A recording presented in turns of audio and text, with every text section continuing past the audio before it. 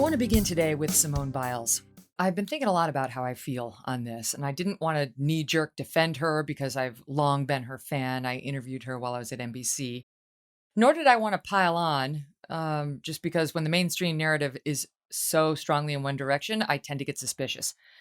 Is she a pathetic quitter or a heroic trailblazing mental health warrior? Or are both of these narratives wrong? We've seen some extreme reactions to her decision to quit the team competition and then the individual all around at the Tokyo Olympics. Charlie Kirk called her a selfish sociopath. That's bullshit. Come on. But what she did this week was not heroic either, in my view. First of all, she is clearly struggling. Unlike with Naomi Osaka, there is zero reason to doubt Simone's word.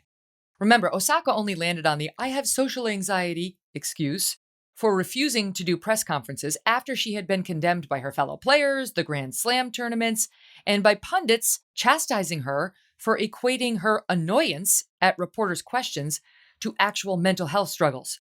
Her sister gave up the truth when she posted on Facebook, and then later deleted, that Naomi doesn't suffer from depression or mental health problems. She just didn't like the negative questions about her game. Then came the blowback, and then suddenly Naomi went with, "I have crippling social anxiety that makes me want to avoid the press." Obviously a fig leaf to patch up her growing PR missteps. But the media was so excited that a diverse woman on the world stage was leaning into alleged mental health problems that all conversation was shut down and only one narrative was then allowed. All praise Queen Naomi. Her dishonesty was soon made clear by the multiple magazine covers she posed for and interviews she gave both before and after her so-called press anxiety crisis. Not to mention the Netflix documentary about her life that we now know she orchestrated. And let's not forget the release of her Barbie. Competing in Tokyo on behalf of her native country, Japan, Osaka went on to lose to the 42nd seed, and she went home without a medal. But let's get back to Simone. How did she explain her decision? Well, her message was a bit all over the place, and that is in part why I think she's getting criticized. She said it was tough being, quote, head star of the Olympics. I mean, Simone wears a goat on her leotard, clearly embracing the idea that she is, in fact, the greatest of all time, which she is. But expectations were set accordingly. Then she blew it on the vault, essentially relegating her team to at best second place.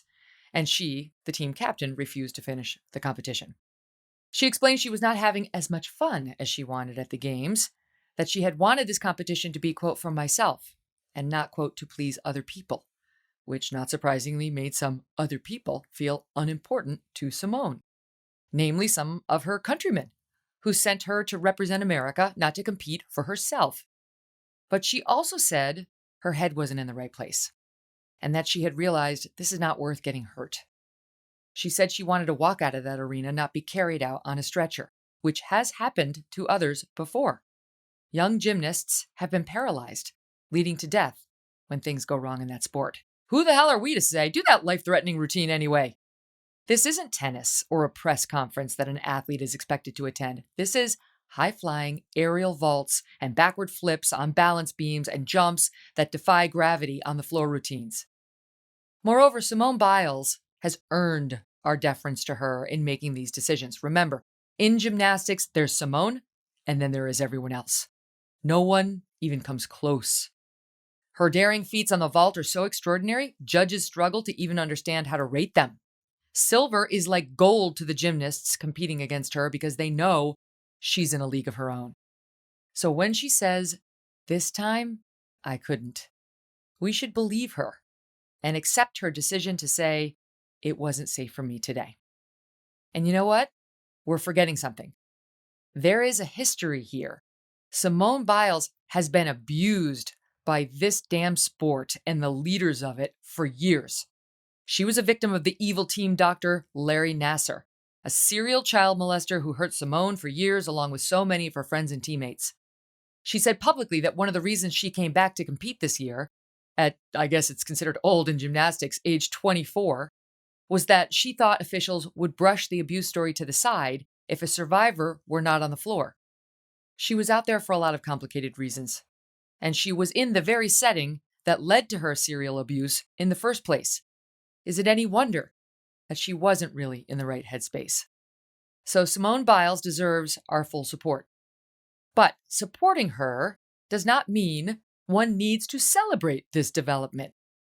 It's sad It's a valley in the highs and lows story of an incredible athlete's life. The superhuman Simone, as it turns out, is human, after all, as Juliet Huddy said the other day. And on this particular day, she faltered. A huge, huge part of sports, especially at this level, is mental grit. She's had it her whole career. Let's not forget, she won those 4 gold medals in Rio back in 2016, weeks before the Nassar story broke. She's the best there's ever been in a sport in which female athletes' health and well-being has been notoriously worth nothing to those in charge. The Washington Post had a story out just today outlining how terribly USA gymnastics officials have allegedly behaved towards Simone and the other Nassar victims. It's worse than we knew. Covering up for Nassar, dodging the athletes' demands for information ever since. All of which helps explain why on this one day, the GOAT couldn't win. She deserves our understanding, our empathy, and our thanks to her for a lifetime of making us proud of the stars and stripes on her uniform. And we can and should be saying, next time, Simone, we hope there will be a next time. You'll get them then. But that does not mean we have to celebrate this as empowering, which is where the media seems to be going. She put her mental health first, say those arguing that this is a trailblazing moment. Well, yes, she did.